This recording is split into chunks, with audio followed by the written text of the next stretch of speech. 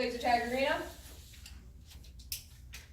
The first rule is really important. It's no running or sprinting. You guys can do a light jog or a fast walk. These guns, if you haven't noticed, are very heavy. You can accidentally knock somebody's teeth out if you're running and you run into them, or you can get a bruise, cut. Guns, just try to jog or fast walk. You guys can maybe do do whatever, but no running or sprinting. We don't want anybody getting hurt. We do have somebody here named Tooth Fairy. He earned that name. You guess how? We do have forms of cheating. Please don't do any of these. We have a form of cheating called blind firing, which is hiding the red dots on your headband and sensors. If we can't see them in the cameras, or the players can't, or the other players can't see you, you're probably blind firing, and we're going to ask you to stop. But blind firing normally looks something like this. In order to not blind fire, make sure you at least have one sensor, so something like this, sticking out at least a head, or at least just one dot. Please do not blind fire. There are doorways where you can just stick out your gun and fire in. Please don't do that. That's also blind firing. And there are cracks, and we have tires.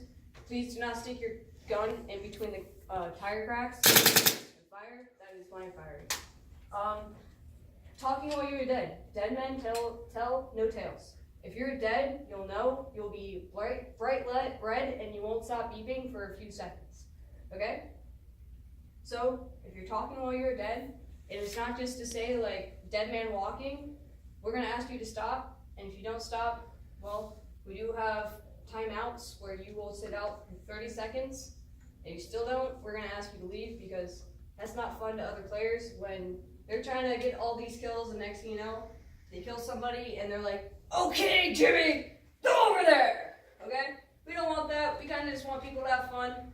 If you're dead, just be like, "Nice kill, go back to base, respawn."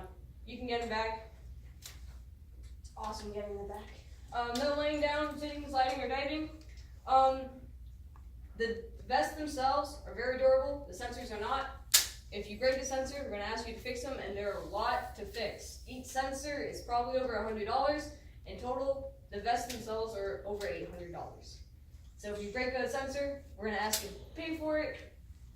I don't know about you guys, that's a lot of money. Your parents, you're probably going to ask them to pay for it because they're your parents. Well, they're not going to be happy that they have to pay a lot of money just to fix a sensor. There's props in the arena. We're going to ask you no climbing or moving them. They are there for a reason.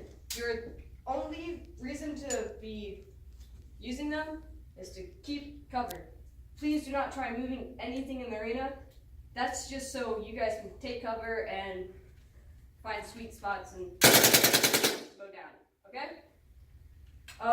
So they're there for a reason. Please don't try to move them. If you do move them, don't touch it, tell a ref, and we're going to move it back, okay? Equipment.